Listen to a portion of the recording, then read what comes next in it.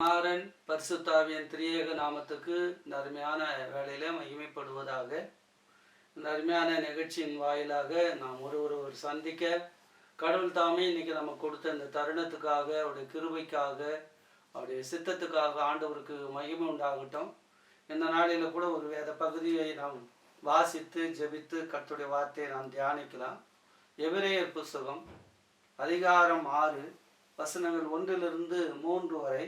ஆகையால் கிறிஸ்துவை பற்றி சொல்லிய மூல உபதேச வசனங்களை நாம் விட்டு செத்த கிரிகளுக்கு நீங்களாகும் மனம் திரும்புதல், தேவன் பேரில் வைக்கும் விசுவாசம், சாணங்களுக்கு அடுத்த உபதேசம், கைகளை வைக்குதல், மரித்தோரின் உயிர்த்தெழுதல், நித்திய நியாய தீர்ப்பு என்பவைகளாகிய அஸ்திபாரத்தை மறுபடியும் போடாமல் பூரணராகும்படி கடந்து போவோமாக. பூரணராகும்படி கடந்து போவோமாக. கர்த்தருக்கு ஸ்தோத்திரம். அருமையான தேவனுடைய பிள்ளைகளை, விசேஷமாய் இந்த எபிரேய புத்தகத்திலிருந்து நாம் போன நாட்களிலே 3 கர்த்தருடைய வார்த்தைகளை தியானித்திருக்கிறோம். தயவுசெய்து எல்லாருமே அதை நினைவுபடுத்தி மறுபடியும் அந்த கடவுளுடைய வார்த்தைகளை நாம் தியானிப்பது மிகவும் பிரயோஜனமாக இருக்கும் என்று நான் நம்புகிறேன். ஏதோ கேட்டு மறப்பதுக்கான ஒரு செய்தி அல்ல. ஒவ்வொரு நாளும் இந்த வார்த்தைகள் நம்மோடு, நம் வாழ்வோடு கூட நமக்கு நம்மை கிறிஸ்துவுக்குள்ளாய் ஆவிக்குரிய ஜீவித்தில் நடத்துகிற அருமையான ஒரு புத்தகம்தான் இந்த எபிரேய புத்தகம். விசேஷமாக நாம் பார்க்கும் பொழுது, நான் ஏற்கனவே சொன்னபடி பழைய ஏற்பாட்டு நிகழ்ச்சிகளை 80 காரியங்களை விசேஷமாக நினைவுபடுத்துகிற, மறுபடியும் சொல்லுகிற ஒரு செய்தியாக இந்த எபிரேய புஸ்தகத்தில் பார்க்கிறோம். அப்படியானால் விசேஷமாக சொல்லப்பட்டிருக்கிற அந்த காரியங்கள் இந்த எபிரேய புத்தகத்தில் நிறைவேறுகிறதை அல்லது நிறைவடைகிறதை, முழுமை அடைகிறதை, பரிபூரணப்படுகிறதை, முற்றுமுடிய ரட்சிக்கிற ஒரு செய்தியாக சொல்லப்படுகிறது தான் இந்த எபிரேய ஆக்கியவனுடைய முக்கியமான செய்தி. அதில் போன நாட்களில் நாம் பார்த்துக்கிறோம், ஒரு கடவுள் பேசுகிறார். பேசுகிற வார்த்தை மனிதனை குறைவிலிருந்து நிறைவுக்குள்ளா நடத்துகிற ஒரு வார்த்தை. அதன் பிறகு இஸ்ரவேல் ஜனங்களை கடவுள் வழி நடத்தினார். அந்த நடத்துதல் என்கிறது கானான் தேசத்தை நோக்கின பயணமாக மாத்திரமல்ல, இளைப்பாறு, அது நித்திய ஒரு இளைப்பாறுதல் நமக்கு கொடுக்கிற ஒரு காரியமாகும். அதன் பிறகு நாம் பார்க்கும்போது ஆசரிப்பு கூடாரம், ஆசாரியன் என்கிற இந்த காரியங்களில கடவுள் எப்படி பிரதான ஒரு ஆசாரியனாக இயேசு கிறிஸ்து இருக்கிறார் என்பதையும், அதன் பிறகு வருகிற செய்தியில விசேஷமாய் ஆண்டவர் இயேசு கிறிஸ்துவின் மூலமாய் தேவன் நம்மை எப்படி முற்றும் முடியுமாய் ரட்சிக்கிறார் என்கிற இந்த காரியத்தை விசேஷமாய் ஒரு நிறைவு பகுதியாக, பழைய ஏற்பாட்டினுடைய ஒரு பகுதிகளுக்கு ஒரு முடிவு கொடுக்கிற, ஒரு நிறைவு கொடுக்கிற ஒரு செய்தியாக இந்த எபிரேய புஸ்தகம் இருக்கிறது. நான் மறுபடியும் நினைவுபடுத்துகிறேன், நேரமானாலும் பரவாயில்லை. விசேஷமாய் 3 காரியங்களை நான் உங்கள் மத்தியில் நினைவுபடுத்துகிறேன். நிழலும் நிஜமும். ஒரு நிழலாய் சொல்லப்படுகிற காரியங்களிலிருந்து ஒரு நிஜத்துக்கு நம்மை வழி நடத்துகிறது தான் இந்த எபிரேய புஸ்தகத்தில் இருக்கிற முக்கியமான காரியம். பழைய ஏற்பாட்டில் சொல்லப்பட்டதான அந்த பாரம்பரியமான காரியங்கள், வழிபாடுகள், மத சடங்குகள் என்கிறது ஒரு நிழலாய் இருக்கிறது.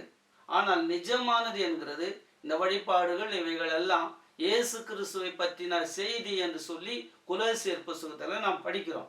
2வதாக பார்க்கும் பொழுது நியாயப்பிரமாணம் என்கிறது நிழலாய் இருக்கிறது, வழிகாட்டியா இருக்கிறது, உபாத்தியா இருக்கிறது, நம்மை கிறிஸ்துவ அண்டையில கொண்டு வருகிறது.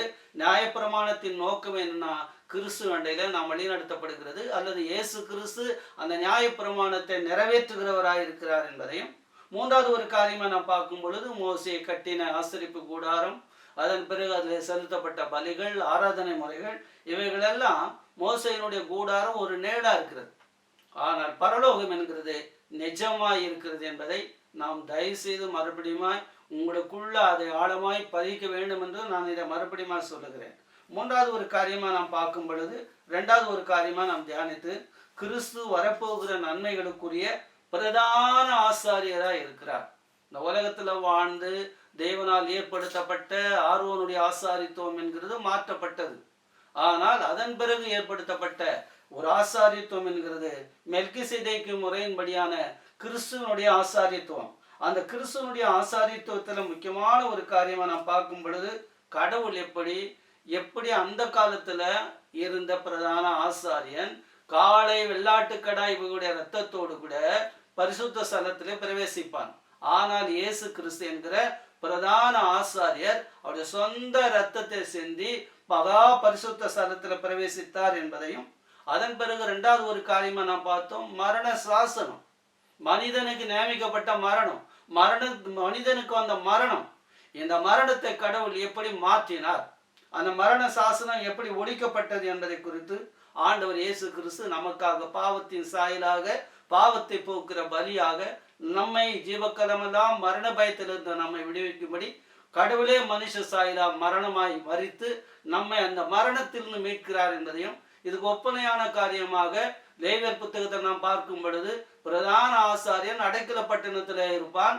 அந்த அடைக்கல பட்டணத்தில் குற்றம் செய்தவன் கொல்லப்படும்படி அடிக்கப்படும்படி ஓடி வரும் பொழுது அந்த அடைக்கல பட்டணத்தில் இருக்கிற பிரதான ஆசாரியன் மரித்த பிறகு அவன் விடுதலையாக்கப்படுகிறான். அதே போல பார்க்கும் பொழுது அங்கே ஆண்டவர் அங்கே 2 ஆடுகளை பற்றி நாம் பார்க்கிறோம். அவைகள் எப்படி, அந்த ஆடுகளில் ஒரு ஆடு எல்லாருடைய பாவத்துக்காக பரிசுத்த ஸ்தலத்தில் கொல்லப்படும். இன்னொரு ஆடு என்கிறது அந்த பாவங்களை சுமந்து கொண்டு வனாந்தரத்தில் போய் அது காட்டு மிருகங்களாலே கொல்லப்படும். அப்படிதான் ஆண்டவர் இயேசு கிறிஸ்து நம்முடைய நிந்தையை சுமந்து நமக்கு வந்த மரணத்திலிருந்து, அந்த மரணத்திலிருந்து நம்மை மீட்கிற ஒரு பிரதான ஆசாரியர் என்கிறதையும், மூணாவது காரியமா நாம் பார்க்கும் பொழுது ஆண்டவர் இயேசு கிறிஸ்து என்கிறவர் இந்த பூமிக்குரிய மோசையினாலே அல்லது சாலமோன் கட்டின அது போன்ற ஆலயங்களில பிரதான ஆசாரியனா பணி செய்யவும் இல்லை, அந்த மகா பரிசுத்த ஸ்தலத்தில் போகவும் இல்லை. இயேசு கிறிஸ்து வரப்போகிற நன்மைக்குரியவரார், வரப்போகிற பரலோகத்துல நாம் எல்லாரும் பிரவேசிப்பதற்கான பிரதான ஆசாரியனா இருக்கிறார் என்று சொல்லி மூணாவது ஒரு காரியமா பார்த்தோம். மூன்றாவது காரியமா போன வாரத்தை நான் பார்க்கும் பொழுது இதோ வருகிறேன். ஒருவேளை நான் பார்க்கும்போது இதோ வருகிறேன் என்று சொல்லும் பொழுது ஏற்கனவே சங்கீதத்துல சொல்லப்பட்டபடியே தோல் சூழலிலே என்னை குறித்து எழுதப்பட்டு இருக்கிறது. அந்த எழுதினதை நிறைவேற்ற வருகிறேன் சொல்லும் பொழுது எப்படி வந்தார் சொன்னால், எனக்கு ஒரு சரீரத்தை ஆயத்தம் பண்ணி இருக்கிறேன், அந்த சரீரத்துல வருகிறேன் சொன்னார். அந்த சரீரத்துல அவர் வந்ததனுடைய முக்கியமான நோக்கம் என்னன்னா, தெய்வ சித்தத்தை நிறைவேற்றுவது, 2வது சரீரத்தை பலியிடுவது, 3வது காரியத்தை நாம் பார்க்கும் பொழுது விசேஷமான ஒரு காரியம் எபிரேயர் 10:19 பார்க்கும் பொழுது ஆண்டவர் இயேசு கிறிஸ்து நமக்கு புதிதும் ஜீவனமான மார்க்கத்தை ஏற்படுத்தினார்.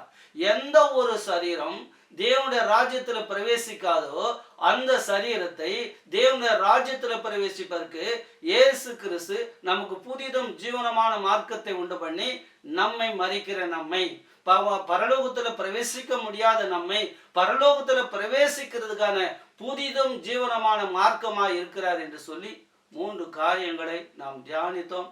தயவுசெய்து பிரியமானவர்களே, இந்த யூடியூபின் மூலமாக இந்த 3 செய்திகளும் உங்களுக்கு அனுப்பப்பட்டு இருக்கிறது. கடவுளுக்கு சித்தமானால் இதை நீங்கள் ஆராய்ந்து பாருங்கள். உங்களுக்கு கேள்விகள் இருக்குமானால் எங்களோடு கூட கேளுங்கள்.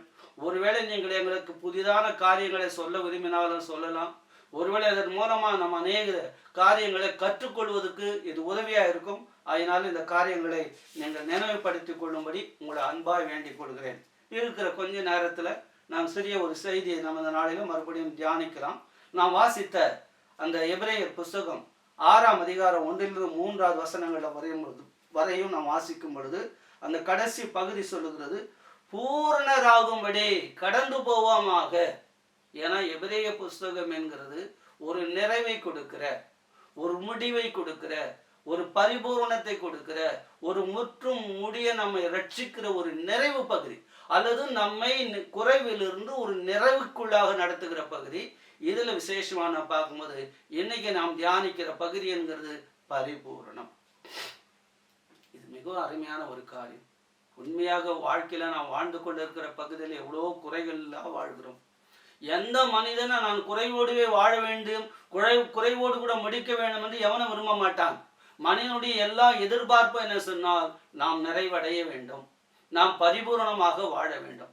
அந்த பரிபூரணமான ஒரு வாழ்வு என்கிறது ஆண்டவர் இயேசு கிறிஸ்து நமக்கு கொடுக்கிறார். கொலோசியர் புஸ்தகத்துல 1:19 2:9 பார்க்கும் பொழுது தேவத்துவத்தின் பரிபூரணம் எல்லாம் சரீர பிரகாரமா கிறிஸ்துவிலே இருக்கிறது. அதனால தான் பிலிப்பியருக்கு எழுதும்போது கூட 4:19 அப்போஸ்தலனாகிய பவுல் சொல்கிற, என் தேவன் உங்கள் குறைகள் எல்லாம் கிறிஸ்து இயேசுக்குள் மகிமையிலே நிறைவாக்குவார். அப்படியானால் நிறைவு என்கிறது எனக்கு வர வேண்டும், நிறைவே நான் அடைய வேண்டும். அதுக்கு ஒரே வழி என்னன்னா கிறிஸ்து. எவன் கிறிஸ்துவை அறிந்திருக்கிறானோ, எவன் கிறிஸ்துக்குள் இருக்கிறானோ அவன் நிறைவான ஒரு வாழ்க்கையை வாழ்கிறான். அல்லது அவனுடைய வாழ்க்கை இந்த உலகத்துல குறைவா இருந்தாலும் ஒரு நிறைவை அவன் அடைய போகிறான் என்பதை விசேஷமா பார்க்கிறோம். இதுல 3 காரியங்களை நாம் இன்னைக்கு தியானிக்கலாம். விசேஷமா நாம் வாசித்த பகுதியில இதுல பார்க்கும்போது தொடங்கும் போது 1வது வசனம் சொல்லுகிறது, கிறிஸ்துவை பற்றி சொல்லிய மூல உபதேசம். இந்த மூல உபதேசம் என்று சொல்லுகிறத நான் பார்க்கும் பொழுது விசேஷமாய் கிறிஸ்துவை பற்றிய இந்த மூல செய்தி அல்லது அடிப்படை அல்லது சாக்கிரமந்தங்கள் பவுண்டேஷன் என்கிறது முக்கியமானது. ஏன்னா கிறிஸ்துவ வாழ்க்கையில நிறைய பேர் இன்னைக்கும் கிறிஸ்துக்குள்ளா இல்லாத வாழ்வு, நிறைவில்லாத ஒரு வாழ்வு, அல்லது முடிவில் அவர்கள் நிறைவை பெற்றுக்கொள்கிற பரிபூர்ணமான நித்திய வாழ்க்கைக்குள் செல்ல முடியாத போலித்தனமான கிறிஸ்துவ வாழ்க்கையை, வெறும் வாழ்க்கையை நான் வாழ்ந்து கொண்டு இருக்கிறோம். ஆனால் நிறைவான ஒரு வாழ்க்கையை வாழ வேண்டும் என்று சொன்னால் அவனுக்குள் என்ன இருக்கணும்னா அஸ்திபாரம் இருக்க வேண்டும். அந்த அஸ்திபாரத்தை பற்றி நான் பார்க்கும் பொழுது 6 அஸ்திபாரங்களை பற்றி சொல்லப்படுகிறது.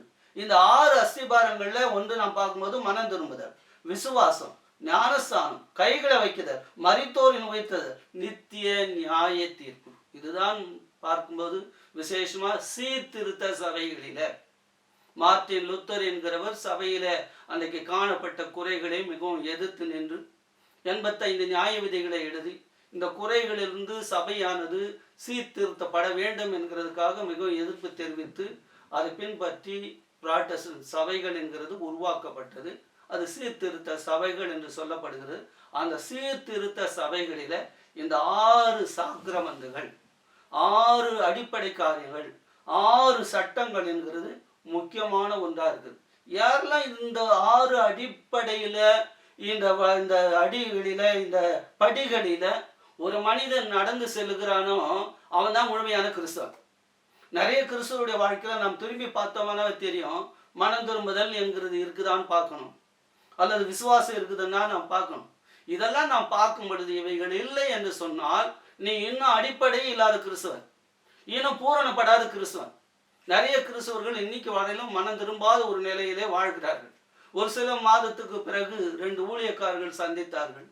அதுல ஒரு ஒருத்தர் பத்தி ஒருத்தர் பேசினாரு, 2 பேர் திருடர்கள் ஓடினாங்க, போலீஸ் அவங்கள துரத்தினாங்க அப்படின்னு சொல்லிட்டு அதுல அவர் சொல்லும்போது சொன்னாரு, ஒருத்தாத கிறிஸ்தவன், அந்த கிறிஸ்தவன் என்கிறவன் உங்க சபையை சார்ந்தவர் அப்படின்னு சொன்னார். அப்படியானால் ஏன் அந்த காரியத்துல அந்த சகோதரன் வாழ்கிறான்? ஏன் கிறிஸ்துவுக்குள்ளா வந்து கூட அந்த காரியத்துல அவன் தொடர்ந்து நடந்து கொண்டு இருக்கிறான்னு சொன்னால் அவன் வாழ்க்கையில ஏற்படுத்த வேண்டிய அடிப்படையான அஸ்திபாரம் இல்லாத வாழ்க்கை என்கிறது அவன் வாழ்க்கையில தொடர்ந்து கொண்டு இருக்கிறதுனால இந்த காரியங்கள் நடக்கிறது. பிரியமான தேவனுடைய பிள்ளைகளை, நீங்க கிறிஸ்துக்குள்ளா இருக்கிற ஒரு தேவனுடைய பிள்ளைகளா இருக்கலாம், எத்தனை வருஷம் கிறிஸ்தவர்களா இருக்கலாம், ஆனால் பவுண்டேஷன் இருக்கிறதா? அடிப்படை தன்மைகள் இருக்கிறதா? இங்க சொல்லப்படுகிற 6 அடிப்படை காரியங்களை வைத்து நாம் வாழ்கிறோமா? இவைகள் இல்லாத ஒரு மனிதன் பூரணமானவன் அல்ல, அவன் கிறிஸ்துக்குள்ளாவும் இல்லை, அவன் ஒரு வேஷமான கிறிஸ்துவனா வாழ்கிறான். அதே போல எபேசியர் புஸ்தகத்துல 4:11 சொல்றார், நாம் அனைவரும் தேவனுடைய குமாரனை பற்றும் விசுவாசத்திலும் அறிவிலும் ஒருமைப்பட்டவர்களாகி கிறிஸ்துவின் நிறைவான வளர்ச்சியின் அளவுக்கு தக்கதாக பூர்ண புருஷராக வேண்டும். அப்படியான நோக்கமே என்னன்னு சொன்னால் நாம் கிறிஸ்துவுக்குள்ள வரும் பொழுது நம்முடைய வாழ்க்கை என்கிறது ஒரு நிறைவான வாழ்க்கைக்குள் வர வேண்டும், ஒரு பரிபூர்ணமான நிலைமைக்குள்ள வர வேண்டும். அந்த நிறைவானது வரும் பொழுது தான் இந்த எபேசியர் 4:12 சொல்ல கிறிஸ்துவின் சரீரமாகிய சபை. அந்த சபை என்கிறது நிறைவுள்ளது. பூமியில் இருக்கிறது, உலகத்தில் இருக்கிற வித்தியாசமான எத்தனையோ மதங்கள், ஜாதிகள், ஒருவேளை குழுக்கள் என்கிறது இருக்கலாம். அதெல்லாம் ஒருவேளை பெயரளவில் உலகத்தில் இருக்கக்கூடிய தற்காலிகமான அழியக்கூடிய ஒன்று. ஆனால் தேவனால் ஏற்படுத்தப்பட்ட ஒரு கிறிஸ்தவ வாழ்க்கையில் இருக்கிற ஒரு சபை என்கிறது எப்படிப்பட்ட ஒரு அனுபவம் இருக்குன்னு சொன்னால் அது அடிப்படை கொண்டது. அதுக்கு கொடுக்கப்பட்ட அந்த ஊழியங்கள் என்கிறத கூட பார்க்கும்போது ஏன் கடவுள் ஊழியங்களை கொடுத்திருக்கிறார்? ஒருவேளை அந்த ஊழியங்களை கூட நான் பார்க்கும்போது 5 ஊழியங்களை பற்றி சொல்றார். அப்போஸ்தலர்கள், தீர்க்கதரிசிகள், சுவிசேஷர்கள், மேய்ப்பர்கள், போதகர்கள். இவர்கள் எல்லாம் கடவுள் ஏற்படுத்தினது ஒரே காரணம் சொன்னா கிறிஸ்துவின் சபை வளர்ந்து பரிபூரணப்பட வேண்டும். எபேசியர் 2:20-22 பார்க்கும்போது அப்போஸ்தலர், தீர்க்கதரிசி என்பவருடைய அஸ்திவாரத்தின் மேல் கட்டப்பட்டு வருகிறது. அதுக்கு இயேசு கிறிஸ்து தாமே மூலைக்கல்லா இருக்கிறார். அப்போஸ்தலன் பவுல் சொல்லுகிறார் 1 Corinthians 3:11 போடப்பட்டு இருக்கிற அஸ்திவாரம் கிறிஸ்துவே. பவுல் சொல்லும்போது சொல்றார் இன்னொரு இடத்துல, கிறிஸ்துவை அன்றி வேறு அஸ்திபாரத்தை நான் போடேன். கிறிஸ்துவின் அஸ்திபாரத்தை ஒருவேளை போடுகிற ஒரு காரியம்ங்கிற கிறிஸ்துவை ஏற்றுக்கொண்ட ஒரு மனிதன், விசுவாசித்த மனிதன், மனம் திரும்புகிற ஒரு மனிதன் கிறிஸ்துவனுடைய அஸ்திபாரத்தின் மேல் அமைக்கப்படுகிறான். அநேகர் இந்த அஸ்திபாரம் என்கிற அடிப்படை இல்லாத ஒரு ஊழியங்களை செய்கிறது நாம் பார்க்கிறோம். ஏன் சொன்னால் இன்றைக்கு அநேக இடங்களில நான் ஏற்கனவே போன 2 மாதங்களுக்கு முன்பாக பிரசுரித்து இருக்கிறேன். இன்றைக்கு உலகத்தில் அநேக கள்ள தீர்க்கதரிசியின் ஆவிகள் இருப்பதனாலே ஆவிகளை சோதித்து அறிய வேண்டும். உண்மையாகவே எனக்கு ஒரு ஊழியத்தை கடவுள் கொடுத்திருக்கிறாருன்னு சொன்னால் நான் என்ன ஊழியம் செய்கிறேன்? ஜனங்களிடத்தில் போய் சுவிசேஷத்தை அறிவித்து மனம் திரும்பி அவர்களை விசுவாசிக்க வைத்து அவர்களை ஞானஸ்தானம் கொடுத்து நடத்துகிறோம். இதுதான் அடிப்படையானது, இதுதான் ஃபவுண்டேஷன்ல நாம் நடத்துகிற ஊழியங்கள். ஆனால் அநேகர் இன்னைக்கு அந்த அடிப்படையே இல்லாமல் யாராவது ஆரம்பிக்கப்பட்ட சபைகளில ஊழியங்களில் நுழைந்து அஸ்திபாரம் போடப்பட்ட சபைகள் மேல் அஸ்திபாரங்களை போட்டு இன்னைக்கு போலித்தனமா ஜனங்களை ஏமாற்றுகிறதான குழுக்கள் இன்னைக்கு எழுப்பி கொண்டிருக்கிறது. பிரியமானவங்களை மிக எச்சரிக்கையா இருக்கும். ஏன் சொன்னால் கிறிஸ்து நம்மை நடத்துகிறார் சொன்னால் நாம் கிறிஸ்துவின் அஸ்திபாரத்தை நம்முடைய சபையில் போடணும், விசுவாசிகளிடத்துல போட வேண்டும். அவர்களை அதன் மூலமாக வளர செய்வதற்கு விசேஷமாக செய்ய வேண்டிய முக்கியமான காரியம், நாம் கிறிஸ்துவுக்குள்ளா ஒருவனை வழிநடத்துகிறேன் சொன்னால் அவன் நிறைவான கிறிஸ்துவனாய் பரிபூர்ணமான கிறிஸ்துவனாய் இருக்கிறதற்கு நான் அடிப்படை தன்மையை, அஸ்திபாரத்தை, சாக்கிரமந்தை, பவுண்டேஷனை போடணும்.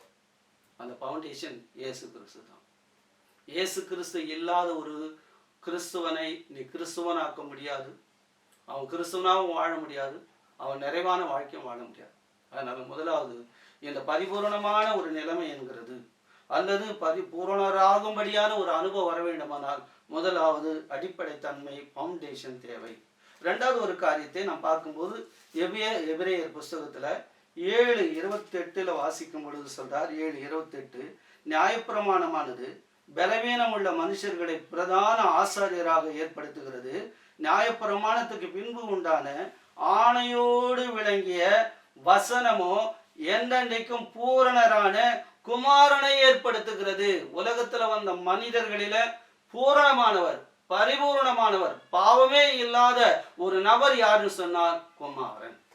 இங்க ஒருவேளை பார்க்கும் பொழுது நியாயப்பிரமாணத்தினாலே ஏற்படுத்தப்படுகிற பிரதான ஆசாரியன் என்கிறவன் பூரணமானவன் அல்ல, அல்லது அவன் பூரணப்பட்டவனாய் இருந்து அவனாலும் அவனை ரட்சித்துக் கொள்ள முடியாது, மற்றவர்களை ரட்சிக்க முடியாதவன் அவன் நிற்கிறான். ஆகினால தேவன் பார்த்தார், என்னுடைய ஜனங்கள், நான் ஏற்படுத்தின ஜனங்கள், தெரிந்து கொண்ட ஜனங்களுக்கு ஒரு பரிபூர்ணத்தை உண்டாக்க வேண்டும் என்று சொல்லி தேவன் ஏற்படுத்தின அவருடைய குமாரனாகிய இயேசு கிறிஸ்து எப்படி பரிபூர்ணமானாய் இருக்கிறான்னு சொல்லி தேவன் ஆணையோடு கூட விளங்கிய வசனத்தினால குமாரனாகிய இயேசு கிறிஸ்து பரிபூர்ணமானவர். நாம் வணங்குகிற நம்முடைய இரட்சகர் இயேசு கிறிஸ்து பரிபூர்ணமானவர். அவர் பரிபூர்ணமான ஒரு நிலைமையை பற்றி நல்ல அழகா இதே எபிரேயர் புஸ்தகத்துல நான் வாசிக்கும் போது 8-9 வசனத்தை வாசிக்கிறேன். அவர் குமாரனாய் இருந்தும் பட்ட பாடுகளினாலே கீழ்ப்படிதலை கற்றுக்கொண்டு தாம் பூர்ணரான பின்பு தமக்கு கீழ்ப்படுகிற யாவரும் நித்திய ரட்சிப்பு அடைவதற்கு காரணராகி. ஏன் சொன்னால் தேவனால் ஏற்படுத்தப்பட்ட இயேசு கிறிஸ்து குமாரன் பூரணமானவர்.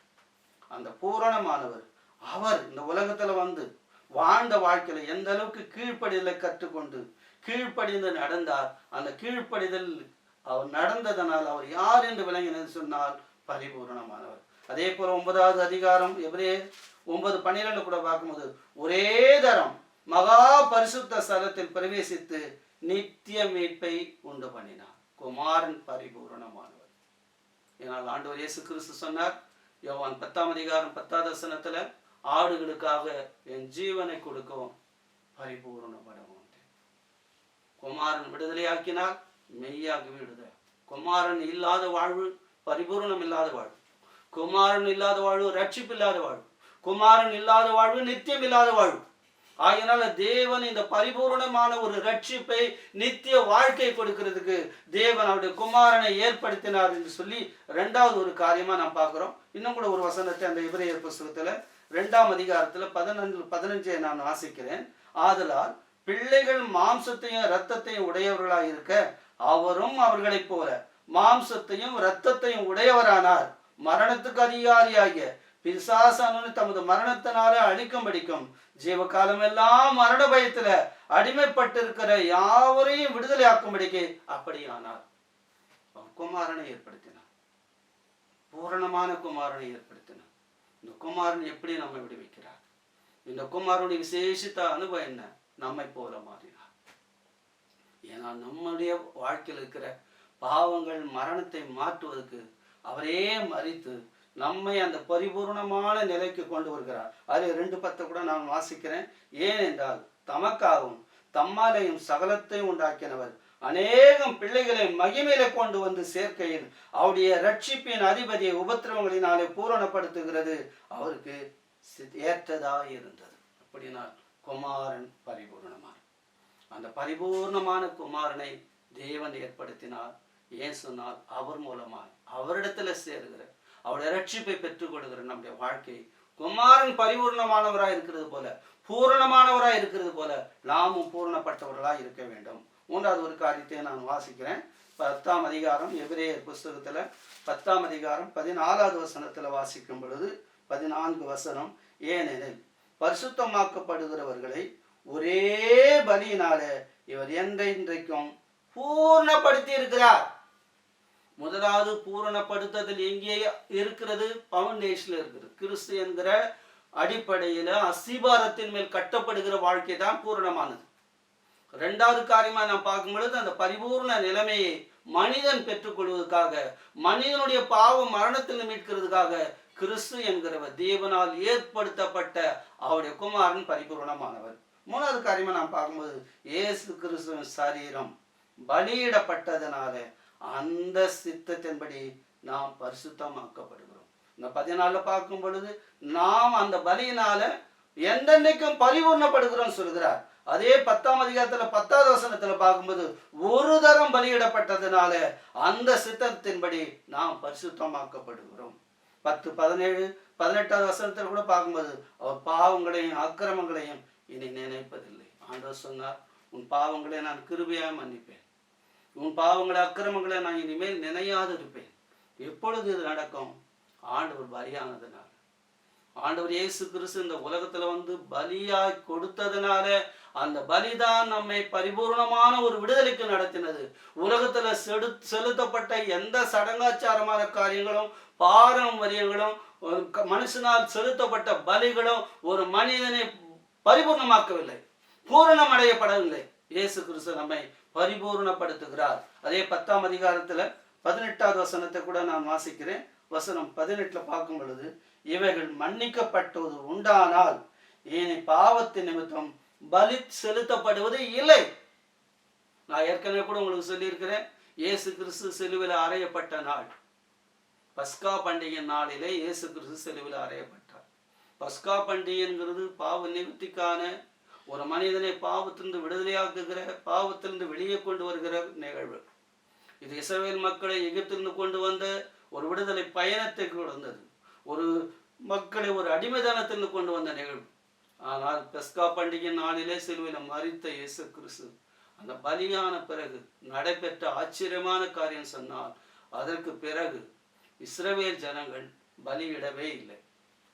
ஏன் சொன்னால், அதுக்கு முன்னாடி செலுத்தப்பட்ட பலிகளில குறைவுகள் இருந்தது, அவங்க பூரணப்படாதவர்களா இருந்தார்கள்.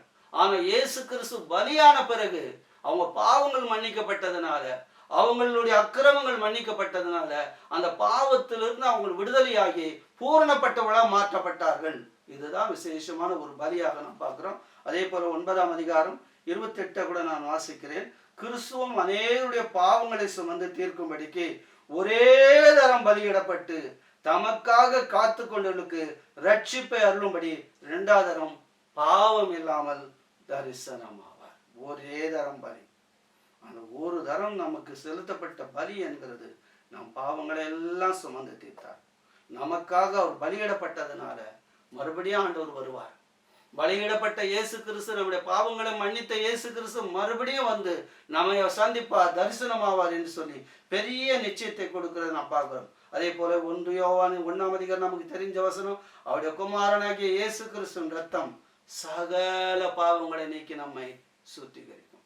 பிரியமான தேவனுடைய பிள்ளைகளை, சத்தியத்தை கேட்ட கர்த்தருடைய பிள்ளைகள், இந்த நாளில் விசேஷமான ஒரு அனுபவம் நம்முடைய வாழ்க்கையில் இந்த பூரணமான ஒரு நிலைமை, பூரணத்தில் நாம் வழி நடத்தப்பட பூரணமான நிலைமையில நாம் கடந்து போக வேண்டுமானால், நீங்கள் உண்மையாக கிறிஸ்துக்குள்ள வாழ்கிற வாழ்க்கை குறைவுள்ள ஒரு வாழ்க்கையாக அல்ல, வீணான ஒரு வாழ்க்கை அல்ல, கடைசியில் என்ன ஆகுமோ என்கிற வாழ்க்கை இல்லை, அது பூரணமான ஒரு வாழ்வு. அந்த பரிபூர்ணமான ஒரு வாழ்வை நீங்கள் அடைய வேண்டுமானால் இன்றைக்கே கிறிஸ்து உங்களுடைய வாழ்க்கையில் அஸ்திபாரமாக இருக்க வேண்டும். இந்த 6 அடிப்படை சாக்கிரமந்துகளில் நம்முடைய வாழ்க்கையில நிறைவேற்ற வேண்டும். இதில் நாம் விசுவாசம் வைத்து வாழும் பொழுது தான் நம்முடைய கிறிஸ்துவ வாழ்க்கையின் பயணம் என்கிறது, நம்முடைய கிறிஸ்துவ ஜீவியம் என்கிறது பரிபூர்ணப்படுத்துமே தவிர இந்த 6 காரியம் இல்லாத ஒரு காரியங்கள் ஒரு மனிதனை பரிபூர்ணமே படுத்தார். ஏனால் திருச்சபையினுடைய இந்த அடிப்படை பவுண்டேஷன் சாக்கிரமந்தங்கள் என்கிறது திருச்சபையில் இருக்கிற அத்தனை பேருக்கு கர்த்தர் கொடுக்கிறார்.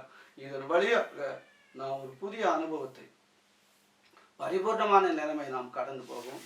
2வது ஒரு காரியமா நாம் பார்க்கும் பொழுது, நாம் பரிபூர்ணமான நிலைமையை அடைவதற்கு ஆண்டவர் இயேசு கிறிஸ்து பிரதான ஆசாரியன் மூலமாக ஆண்டவர் விசேஷமான ஒரு பரிசுத்தமான நன்மை அல்லது பரிபூர்ணமானதை எதிர்பார்த்தார். ஆனால் எந்த ஒரு பிரதான ஆசாரியனும் பரிபூர்ணமா இல்லை. ஆனால் குமாரனாகிய இயேசு கிறிஸ்து பிரதான ஆசாரியனா தேவனால் தெரிந்து கொள்ளப்பட்ட அவர் குமாரன் இயேசு கிறிஸ்து எந்தெண்டைக்கு இருக்கிறார், அவர் எந்தெண்டைக்கும் இருக்கிறார், எந்தெண்டைக்கு நம்ம ரட்சிக்கிறவராக இருக்கிறார், எந்தெண்டைக்கு நம்மை பரிபூர்ணப்படுத்துகிறவராய் தேவனால் தெரிந்து கொள்ளப்பட்ட அவருடைய குமாரன். இன்னைக்கு நாம் குமாரன் என்று சொல்லலாம், ஆனால் பூர்ணப்பட்டவர்களா. 3வது ஒரு காரியத்தை நாம் பார்த்தோம். விசேஷமா இயேசு இந்த பலி செலுத்தி மனிதனுடைய வாழ்க்கையில பரிபூர்ணத்தை ஏற்படுத்தினார். உங்களை நேசிக்கும் அன்பு தகப்பனே, பரலோக பிதாவே, ஏதோ ஒரு வாழ்க்கையை வாழ்ந்து இதுதான் கிறிஸ்துவ வாழ்க்கை என்று நாங்கள் கடந்து போய்விடாதபடிக்கு கிறிஸ்துவ வாழ்க்கையில் இருக்கிற எங்களுடைய வாழ்க்கை ஒரு நிறைவுள்ள முழுமையான பரிபூர்ணமான முற்றும் முடிய எங்களை ரட்சிக்கிற முடிவில் நிலையானதை நாங்கள் அடைய, நிலையானது இங்கே உலகத்தில் இல்லை, வரப்போகிற நிலையான ராஜ்யத்தையே நாங்கள் தேடிக்கொண்டிருக்கிறோம். அந்த நிலை வாழ்வை நாங்கள் அடைவதற்கு இன்றைக்கு பூரணம் பரிபூரணத்தின் வழியில, பரிபூர்ணமான சாக்கிரமந்தில, பரிபூர்ணமான ஒரு குமாரன் இயேசு கிறிஸ்து பரிபூர்ணமா இருக்கிற அவருடைய வழியில இயேசு கிறிஸ்து பலி செலுத்தி பரிபூர்ணப்படுத்தினதுல நாங்கள் பங்கடைய அந்த வாழ்வை வாழ உதவிச்சு உங்களை வழி நடத்தும். உன் நாம மகிமைப்படட்டும். கேட்ட எல்லாரோடு தொடர்பு கொள்ளும், எல்லாரோடு பேச ஆசீர்வதியும். உன் நாம மகிமைப்படட்டும். இயேசு ரட்சக நாமத்தில் ஜெபிக்கிறோம் ஜீவனுள்ள நல்ல பிதாவே, ஆமென். கர்த்தர் உங்களை ஆசீர்வதிப்பார், உங்களோடு கூட இருப்பார். தயவுசெய்து இந்த வார்த்தைகளை கேளுங்கள். இந்த கடைசி நாட்களில நம்முடைய வாழ்க்கையை ஒரு நிறைவை நோக்கி பயணிப்போம். விசேஷமா நம்முடைய வாழ்க்கை என்கிறது ஒரு பரிபூர்ணத்தின் எல்லைக்கு நாம் கடந்து போவோம். கடைசியில முடிவில் நாம் கைவிடப்பட்ட குறைவுள்ளவர்களாக அல்ல, எல்லாவற்றிலும் நிறைவடைந்தவர்களாக. ஏன்னா சபைகளுக்கு சொல்லும்போது இன்னும் நீ குறைவுள்ளவனாய் இருக்கிறாய், நீ இன்னும் குறைவான வாழ்க்கையை சீர்படுத்தி என்று சொல்லி ஒவ்வொரு சபைக்கு சொல்லும் பொழுதும் குறைகளே சொல்லுகிறார். சபையின்களுக்கு இன்னைக்கு குறைவுள்ளதா வாழ்வதற்கு சபை அல்ல, நிறைவடைவதற்கு பரிபூர்ணம் அடைவதற்கு தான் கிறிஸ்து வாழ்க்கை. அந்த வாழ்க்கையை வாழுங்க. கர்த்தர் நிச்சயமா உங்களையும் உங்களோட குடும்பத்தையும் கொடா கொடி ஆசீர்வதிப்பார். தொடர்ந்து எங்களுக்காக ஜெபியுங்கள், உங்களுக்கு கர்த்தருக்கு ஆசீர்வதிப்பார். நாங்கள் தாழ்மையோடு கூட உங்களை வேண்டிக் கொள்கிறோம். கர்த்தர் உங்களை ஆசீர்வதிப்பார். ஆமென்.